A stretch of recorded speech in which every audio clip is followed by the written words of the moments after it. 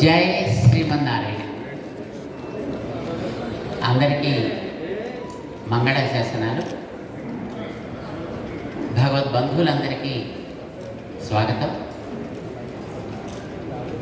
భారతదేశ చరిత్రలో ఒక బంగారు ఇతిహాసాన్ని రచించినటువంటి మహానుభావులు, ఒక ఆధ్యాత్మిక వేత్త మాత్రమే కాకుండా ఒక ధార్మిక సంస్కర్త మాత్రమే కాకుండా ఒక సాంఘికమైనటువంటి ఒక విప్లవాన్ని సమాజానికి అందించిన మహనీయులు, సమతా స్ఫూర్తికి ఆకారం ధరించినటువంటి ఒక మూర్తి,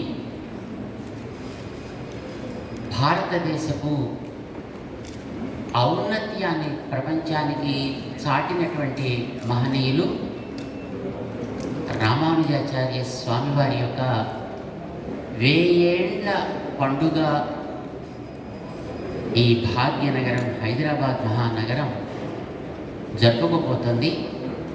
2వ తారీఖు నుంచి ఆరంభం చేసి 14వ తారీఖు దాకా ఇందులో ఎన్నో రకాలైనటువంటి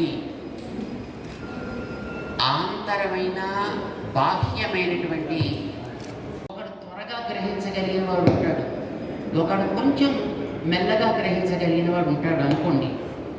త్వరగా గ్రహించగలిగిన వాడికి ఒకసారి చెబితే అర్థమవుతుంది, కానీ అంత వేగంగా గుర్తించలేని వాడికి 2 సార్లైనా 3 సార్లైనా 10 సార్లైనా చెప్పి వాడిని కూడా అర్థం చేసుకోగలిగే స్థాయికి పెంచవలే.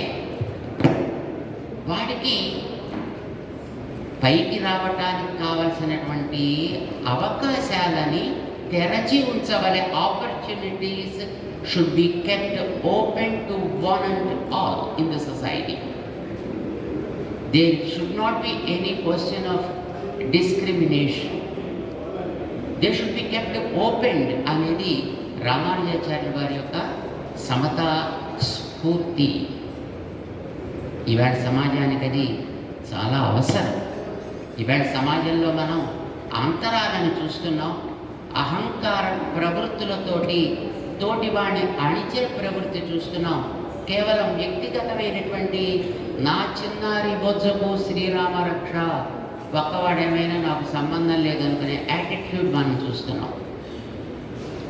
ఇది ఏ సమాజం కూడా పైకి రావటానికి తోడ్పడదు.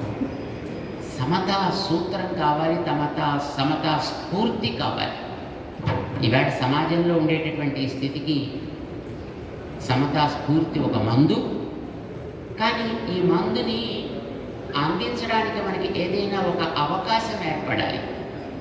అందుకోసమనే రామానుజాచార్యుల వారి యొక్క 1000 ఏళ్ల పండగని పురస్కరించుకుని, అలాంటి రోజుల్లో పాలకుల్ని ఒప్పించి, పండిత వర్గాన్ని ఒప్పించి, పామర జనాన్ని ఒప్పించి, సమాజంలో ఉండేటటువంటి అన్ని వర్గాలకి కూడా ఒక అంగీకారాన్ని కలిగించి, వారిని కూడా భగవంతుడి యొక్క సంతానంగా మనం గౌరవించవలే.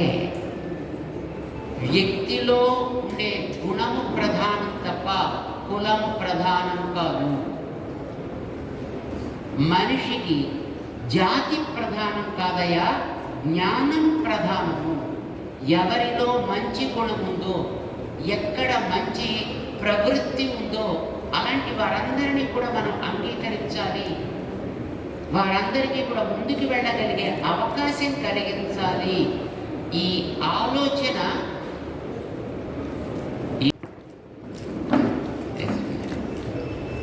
ప్రతి కణంలోనూ మనం ఉంటున్నాం కనుక మన శరీరంలో ఏ భాగాన్ని మనం తక్కువ చేస్తాం, ఏ భాగాన్ని ఎక్కువ చేస్తాం. దేనిని మనం తక్కువ చేస్తాం చేయడానికి వీల్లేదు కదా. దేన్ని మనం తక్కువ అంచనా వేయడానికి వీల్లేదు. పనికి రావు అనుకుంటూ కట్ చేసి పారేసే వెంట్రుకలు మనకు అవసరమే. కట్ చేసి పారేసే గోల్డ్ కూడా మనకి అవసరమే. వాటి కాపాడటం కోసం ఎన్నెన్ని షాప్స్ ఉన్నాయి, ఎంత ఖర్చు పెడుతున్నామా. సో ఒక దేహంలో అన్నీ కలిసి మంచిగా ఉన్నప్పుడే ఆ దేహం ఎట్లా మంచిదవుతుందో, ఆరోగ్యకరమైనది అవుతుందో, ఈ ప్రపంచంలో ప్రతి ప్రాణికి ఒక్కొక్క ఉనికి ఉంది, దానికి ఒక ప్రయోజనం ఉంది. కనుక దేన్ని మనం అవసరానికి మించి ఎక్స్‌ప్లాయిట్ చేయకూడదు, వాటికి హాని కలిగించద్దు, కాపాడండి. దీన్ని రామానుజుల వారు మార్చారు. మానవ సేవ ఏ మాధవ సేవ కాదో, మాధవ సేవా భావంతో ప్రతి ప్రాణిని జాగ్రత్తగా చూసుకో. రివర్స్, మాధవ సేవగా సర్వప్రాణి సేవ, ఇది మన స్లోగన్ కావాలి. అందుకోసమనే రామానుజుల వారు వారి జీవితంలో జంతు సంరక్షణకి ప్రాధాన్యాన్ని ఇచ్చారు, జల సంరక్షణకి వారు ప్రాధాన్యాన్ని ఇచ్చారు, వృక్ష సంరక్షణకి వారు ప్రాధాన్యాన్ని ఇచ్చారు. మానవుని కూడా వారే వదిలేలా, కానీ మానవుడి కోసం మిగతా వాటిని పాడు చేయొద్దు. అవి బాగుంటేనే మనిషి యొక్క మనుగడ ఉంటుంది. ఈ స్ఫూర్తి వారికి మార్గదర్శకులైనటువంటి ఆళ్వార్ల దగ్గర నుంచి వచ్చింది, ఋషుల దగ్గర నుంచి వచ్చింది, వేదాల్లోంచి వచ్చింది. మనందరికీ బాగా తెలిసినటువంటి తిరుప్పావై అని గోదాదేవి చెప్పినటువంటి ఒక ప్రబంధం ఉంది. అందులో గోదాదేవి చెబుతుంది, మనం చేసే పనులు మంచిగా ఉన్నట్టయితే ఈ పనుల వల్ల ప్రకృతి పులకిస్తుంది. ప్రకృతి పులకిస్తే వానలు మంచిగా కురుస్తాయి, వానలు కురిస్తే పంటలు బాగా పండుతాయి. ఆ పంటలు పండే విధానాన్ని గోదాదేవి ఎంత అద్భుతంగా వర్ణిస్తుందో. చక్కటి తోటి నిండి ఉంటే దాంట్లో వరి పంట బాగా పండుతూ, పుష్కల ప్రవృత్తిని సూచించే మధ్యలో ఉండేటటువంటి తామరలు వికసిస్తుంటే, అవి తేనెలు ఊదుతుంటే, అందులో భృంగరాజాలు అంటే తేనెటీగలు, తుమ్మెదలు వాటి మధ్యలో చేరి గాలి వీస్తుంటే, అవి ఇలా ఇలా ఇలా పువ్వులు ఊగుతుంటే, మంచి చక్కటి ఆహారం తిని మధుపానం చేసి తూగుటు యాల్లో ఊగేటటువంటి ధనవంతుల బిడ్డల్లాగా ఈ తేనెటీగలు ఆ పువ్వుల్లో ఆనందిస్తూ విహరిస్తూ ఉంటాయి అని అంటుంది గోదాదేవి. అంటే ప్రకృతి యొక్క సంరక్షణలో వారికి ఉండేటటువంటి అబ్జర్వేషన్లో వారికి ఉండేటటువంటి ఆ గమనింపు మనం ఇందులో తెలుసుకోవాల్సినటువంటి అవసరం ఉంది. ఇది రామానుజుల వారికి ప్రేరణ.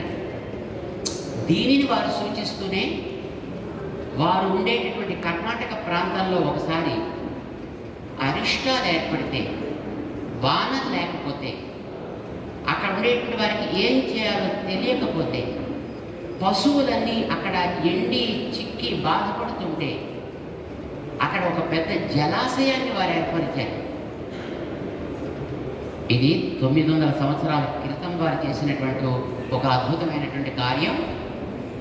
ఈ బ్యాట్కి ఏంటి, in spite of 900 years of time, still that dam is in very very good condition.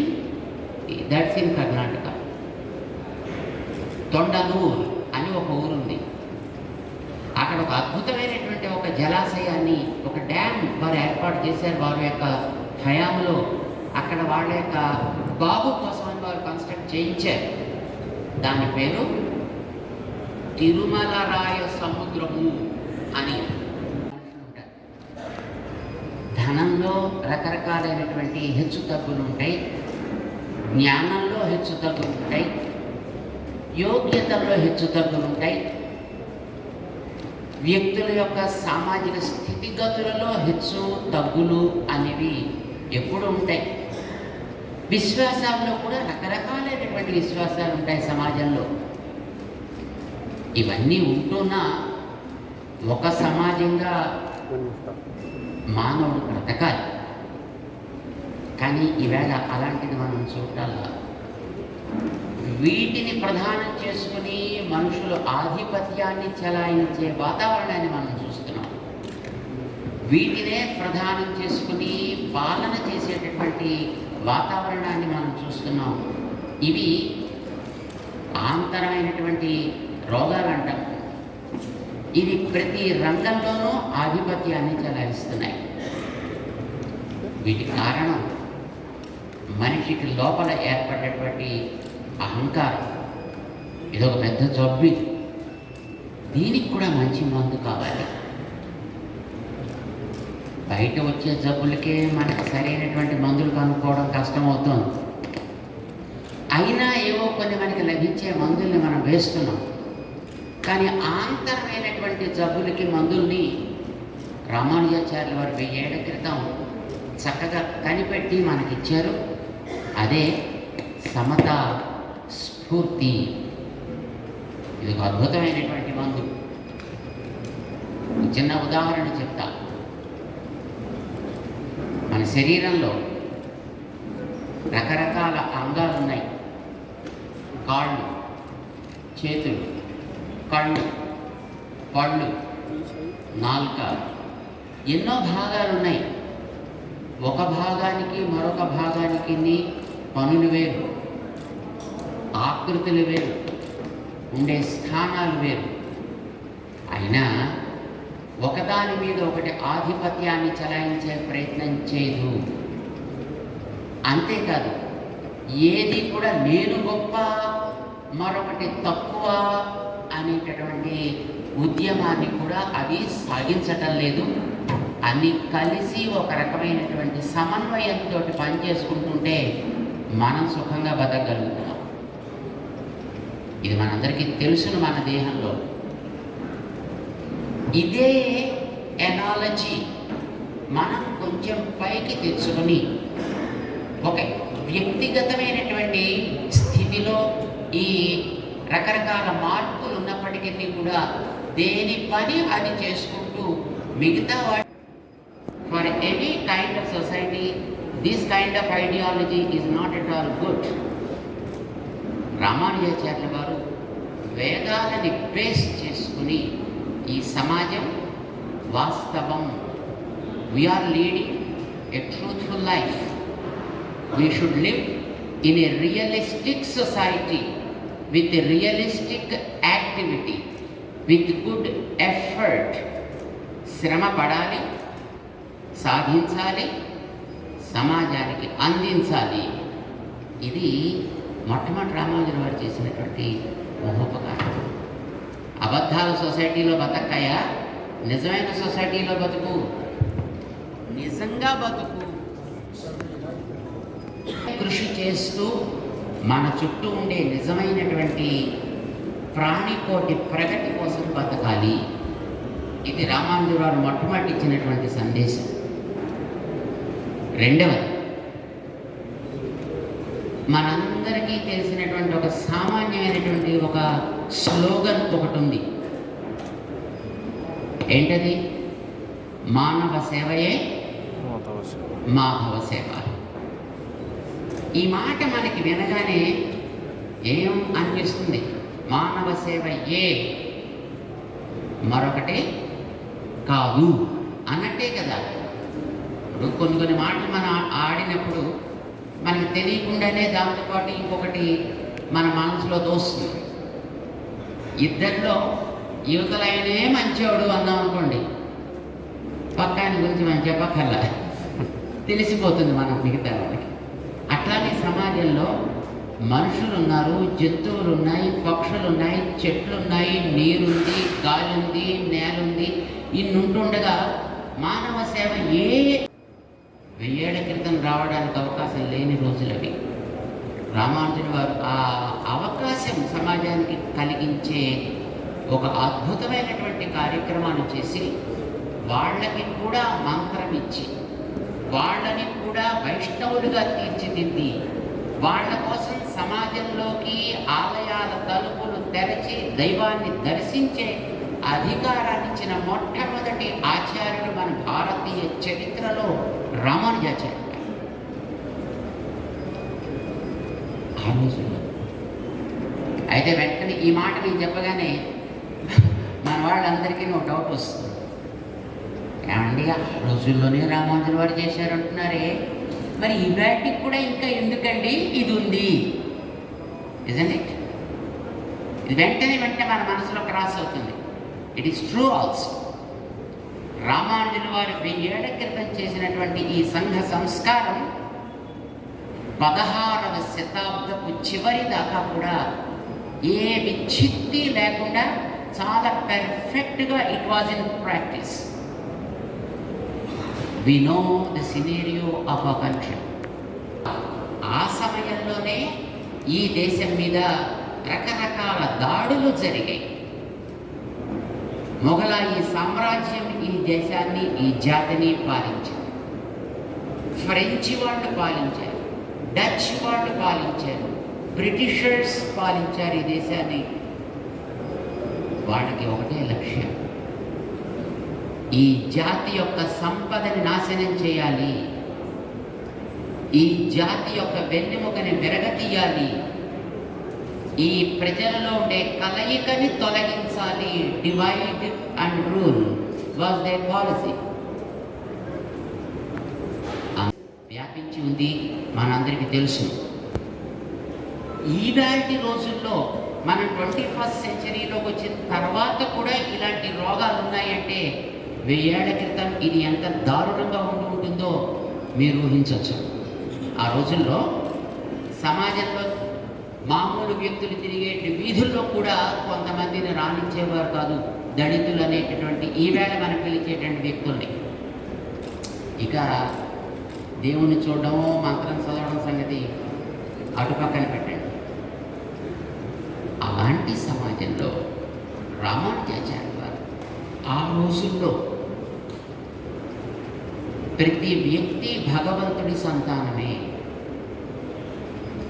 ఒక తండ్రికి 4 పిల్లలుంటే అందులో ఒక పిల్లవాడు అనాకారి అయితే, అంగవికలుడైతే, మిగతా వాళ్ళు మామూలుగా హాయిగా జీవిస్తుంటే ఆ తల్లిదండ్రుల యొక్క దృష్టి ఎవరి మీద ఉంటుంది? హాయిగా బతికే వాళ్ళని ఆలోచించదు. ఎవరు చాలా హ్యాండిక్యాప్ పర్సన్స్ ఉంటారో, అయ్యో వీళ్ళు ఎలా బాగుపడతారు, వీళ్ళని ఎవరు చూసుకుంటారు, ఎలా వీళ్ళ ఫ్యూచర్ ఉంటుంది అని వాళ్ళనే ఆలోచిస్తూ తల్లిదండ్రులు ఉంటారే. అలాంటప్పుడు సమాజంలో కొంతమంది అడుగు వర్గాలు, బడుగు వర్గాలు, దళితులు అనేవాళ్ళు ఉంటే భగవంతుడి యొక్క దృష్టి కూడా మొట్టమొదటి వాళ్ళ మీదే కదా ఉంటుంది, వాళ్ళని బాగు చేయాలనే కదా అనిపిస్తుంది. కనుక నిజంగా మనకి భగవంతుడి మీద ప్రేమ ఉంటే, మనకి భగవంతుడిని తృప్తి పరచాలని అనిపిస్తే మొట్టమొదట మనం చేయాల్సింది అలాంటి వాళ్ళ యొక్క సముద్ధరణ. ఇది రామానుజుల వారు 1000 ఏళ్ల క్రితం చేశారు. ఆ రోజుల్లో అసలు ఇలాంటి ఆలోచన వస్తే ఆ వ్యక్తిని సమాజంలోంచి బహిష్కరించడం, ఎక్స్కమ్యూనికేట్ చేసేయడం లేదా తలదీసేయడం. మనం పొందడానికి వీలయ్యే కార్యక్రమాల్ని ఈ 1000 ఏళ్ల పండుగ సందర్భంగా మనం చేసుకోబోతున్నాం. మనం అందరం ప్రస్తుతం అనుభవిస్తుండేటటువంటి ఈ కోవిడ్-19 సిచ్యువేషన్, దీనిని మనం పరిహరించుకోవడానికి, దీని ప్రభావాన్ని తగ్గించుకోవడానికి ఒక అద్భుతమైనటువంటి 1035 కుండాల యజ్ఞాన్ని మనం చేసుకోబోతున్నాం. ఇది కేవలం బయట మనకి వ్యాపించిన వైరస్నే కాకుండా మానవ సమాజానికి మనస్సుల్లో వ్యాపించినటువంటి ఒక ఆంతరమైనటువంటి వైరస్, ఒక ఇంటర్నల్ వైరస్, దానిని తొలగించుకోవడానికి అవసరమైనటువంటి ఒక కార్యక్రమాన్ని కూడా మనం చేసుకోబోతున్నాం.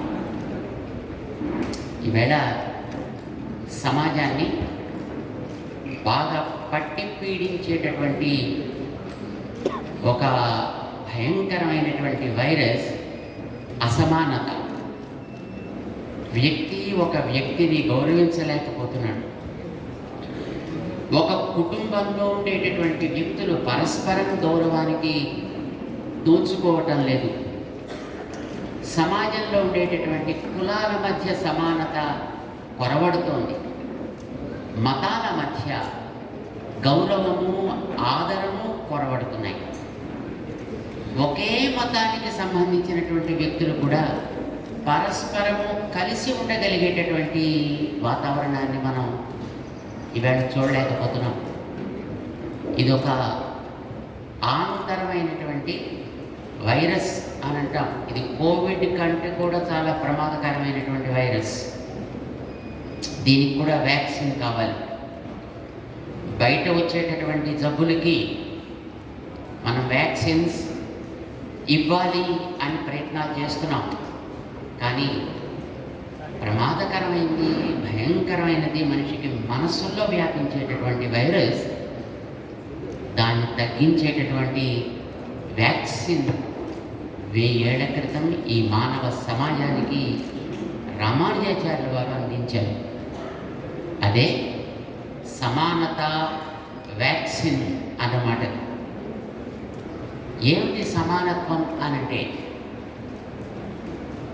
సమాజంలో ఏ సమాజానికైనా అంటే ఒక ఉత్తమమైనటువంటి అవకాశం ఏముంటుంది కనుక, అందుకే ఈ కార్యక్రమాన్ని మనం చేసుకుంటున్నాం. రేపు 2వ తారీఖు దగ్గర నుంచి 14వ తారీఖు దాకా 1035 కుండాలతోటి ఒక అద్భుతమైనటువంటి యాగాన్ని మనం చేసుకోబోతున్నాం. ఇది శాస్త్రీయమైనటువంటి ఒక పద్ధతిలో, వైదికమైనటువంటి విధి విధానాలతోటి ఈ కార్యక్రమాన్ని మనం చేసుకోబోతున్నాం. దీనికి 12 రోజుల కాలంలో రామానుజుల వారు అందించినటువంటి స్ఫూర్తికి వెనకాల ప్రేరణగా ఉండేటటువంటి ఒక 108 స్థానాలు ఉన్నాయి.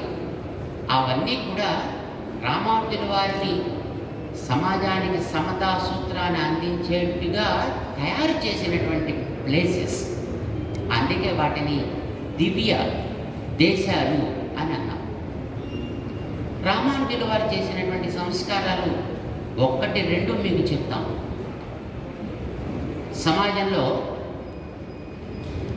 ఈవేళ ఉండేటటువంటి పరిస్థితిని మనం చూసి ఒక వ్యక్తి యొక్క క్యారెక్టర్, ఒక వ్యక్తి యొక్క కార్యక్రమాన్ని మనం డిసైడ్ చేయకూడదు.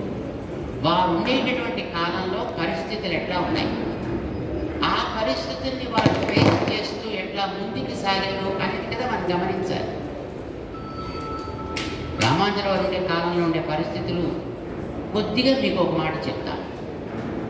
ఆ రోజుల్లో మనం ఉండేటటువంటి ఈ సమాజం అంతా వాస్తవం కాదు. The life and the world we see around is not true. It is illusionary. ఇదంతా కళ, ఇది వాస్తవం కాదు. కనుక ఈ సమాజంలో ఉండేవన్నీ కూడా బుడగలాంటివి, బుద్భుతప్రాయాలు. ఇలాంటి వాటిని నిజమని మనం నమ్మడానికి వీలు లేదనే కాన్సెప్ట్ సమాజంలో వ్యాపించి ఉండేటటువంటి కాలం అది. మనందరికీ తెలుసు, మన జీవితం వాస్తవం అయితే మనం వాస్తవంగా బతకగలుగుతాం. ఇదంతా ఉత్తిదే అని అనుకుంటే నీ ఇష్టం. ఉన్నంతకాలం సుఖంగా బతుకు, అడ్డొచ్చిన వాడిని చావగొట్టు, లాక్కోగలిగింది లాక్కో, అనుభవించాల్సింది హాయిగా అనుభవించు, సుఖంగా ఉండు, సుఖంగా పోదు. ప్రపంచం అంతా ఉత్తిదైతే ఇంతే కదా చేసేది. దానికోసం మనం పెద్ద శ్రమపడాలి. ఒక కుటుంబంలోనైనా ఈ రకమైన స్థితి మనం చూడాలి. భార్య, భర్త, పిల్లలు, ఇలాంటి వీళ్ళల్లో రకరకాల అలవాట్లు ఉంటాయి, రకరకాల యోగ్యతలు ఉంటాయి. అయినా వారందరూ కూడా కలిసి ఒక కుటుంబంగా బ్రతుకుతున్నారు.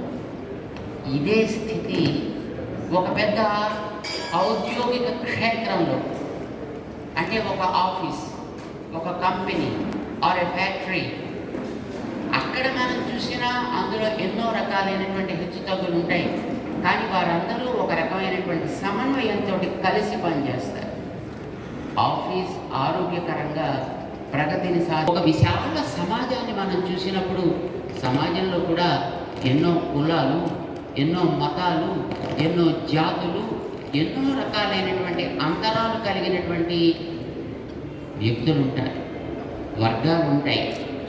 మరి ఇవన్నీ కూడా అట్లా ఒకదానితో ఒకటి సమన్వయంతో కలిసి పనిచేసుకున్నప్పుడు కదా ఆ సమాజం శక్తివంతమైనది, సమర్థవంతమైనది, ప్రపంచంలో తన స్థానాన్ని సక్రమంగా ముందుకు తీసుకువెళ్ళగలిగినది అవుతుంది. ఇది సమానత అంటాం మనకి. అంటే తన స్థానాన్ని తాను సవ్యంగా చూసుకుంటూ తన తోటి పని చేసేటటువంటి మరొక దాన్ని గౌరవించగలిగే స్వభావం, యాటిట్యూడ్. ఇది మనకి సమాజానికి, ఆరోగ్యానికి అవసరం. ఇది 1000 ఏళ్ల క్రితం రామానుజాచార్యుల వారు చెప్పినటువంటి సమతా సూత్రం. మిగతా వాటన్నిటిని మీరు ఎలాగైనా చేసుకోవచ్చు అని అర్థం కదా.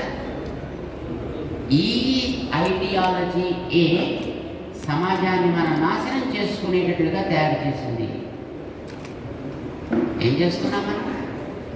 మనతో పాటు బ్రతికేటటువంటి చెట్లను కొట్టేస్తున్నాం, నీళ్లలో కాలుష్యాన్ని కలుపుతున్నాం, గాలిలో ఫ్లోరో కార్బన్స్ లాంటివి, సిఎఫ్సి లాంటి వాటిని, మోనాక్సైడ్స్, కార్బన్ మోనాక్సైడ్స్ లాంటి వాటి మనం కలిపేసి గాలిని పొల్యూట్ చేస్తున్నాం, కెమికల్స్ కలిపి నేలని పొల్యూట్ చేస్తున్నాం. మనతో పాటు బతికేటటువంటి జంతువులని, పక్షులని అవసరానికి తగినట్లుగా ఆహారం కోసం ఎవరో కొందరు తీసుకుంటే దట్ ఈజ్ ఓకే, ఎందుకంటే జంతువులు కూడా పనిచేస్తాయి. కానీ తన అవసరానికి మించి వాటి ఉనికిని నాశనం చేయడం అనేటటువంటిది ఒక మనిషే చేస్తాడు. రామానుజాచార్యుల వారు 1000 ఏళ్ల క్రితం వారు, ఆయన మానవ సేవ మాత్రమే మాధవ సేవ కాదోయ్, మానవుడు ఈ ప్రపంచంలో ఉండే అనేక ప్రాణికోట్ల ఒక్క ప్రాణి, మిగతా వాటి తోడ్పాటుతోటి మనిషి బతుకుతున్నాడు. అలాంటప్పుడు వాటిని కాపాడుకోవడం దయతోటో ధార్మిక బుద్ధితోటో కాదయా, నీ ఉనికి కోసం వాటి యొక్క మనుగడని జాగ్రత్తగా చూసుకో, నీళ్ళని కాపాడుకో, చెట్లని పాడు చేయకు, గాలిని పాడు చేయకు, ఇతర ప్రాణి కోటిని జాగ్రత్తగా కాపాడుకో. కారణం ఏమిటి? ప్రతి అణువణువున భగవంతుడున్నాడు కనుక. మన శరీరంలో మనం అంతటా ఉంటాం కదండి. మన కాలి గోట్లోనూ మనం ఉంటాం, వేలి చివర మనం ఉంటాం. ఆ 74 తుమ్ముల్లోంచి ప్రవహించే జలంతో కొన్ని లక్షల ఎకరాలు ఆ చుట్టుపక్కల అంతా కూడా ఇవాటికి చక్కటి ఫెర్టైల్ ల్యాండ్స్ లాగా మంచి పంటలు ఇస్తూ ఉంటాయి. అక్కడ చూసిన వాడికి ఆ విషయం తెలుసు. ఇది వారికి ఉండేటటువంటి ప్రకృతి పరిరక్షణ శ్రద్ధకి ఒక ప్రత్యక్ష నిదర్శనం. ఇది వారు సమాజానికి అందించినటువంటి ఒక సూత్రం. కేవలం మనిషి వల్లనే సుఖంగా ఉంటాడు అనుకోకండి, చుట్టూ ఉండే ప్రకృతి వల్ల మనిషి సుఖంగా జీవించగలుగుతాడు. కనుక ప్రకృతిని కాపాడుకో, చుట్టూ ఉండే ప్రాణికోటిని కాపాడుకో, వాటితో పాటు కలిసి నువ్వు సుఖంగా ఉండే ప్రయత్నం చేయి, వాటిని నాశనం చేసి కాదు. I think you can understand how relevant it is even today.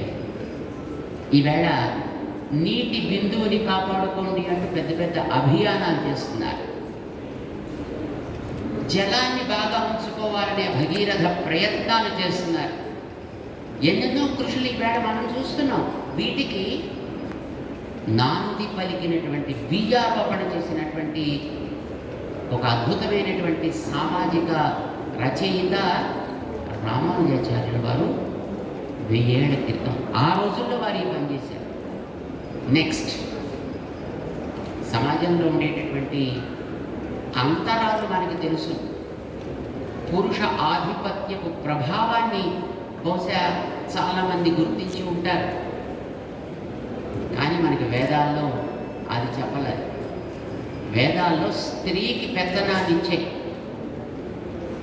స్త్రీకి ఉండేటటువంటి సాధికారికతని అవి గుర్తించే వేదాలు. అందుకోసమనే ఈ ప్రపంచాన్ని కాపాడేటటువంటి భగవంతుడి గురించి చెప్పేటప్పుడు ఆయన లక్ష్మీనాథుడు అని అమ్మ యొక్క అనుబంధంతో ఆయన యొక్క తత్వాన్ని నిరూపణ చేసింది. ఇది మన భారతీయ ఆత్మ స్త్రీకి ఇచ్చినటువంటి గౌరవానికి ఇది ప్రతీక. అందరికీ తెలుసు, రాముడి గురించి చెప్పాలంటే సీత రాములు అంటారు, పార్వతి పరమేశ్వరులు అంటారు, రాధా కృష్ణులు అంటారు. ఎప్పుడైనా స్త్రీకే అగ్రాసనం వేసినటువంటి సంప్రదాయం మన భారతీయ సంప్రదాయం.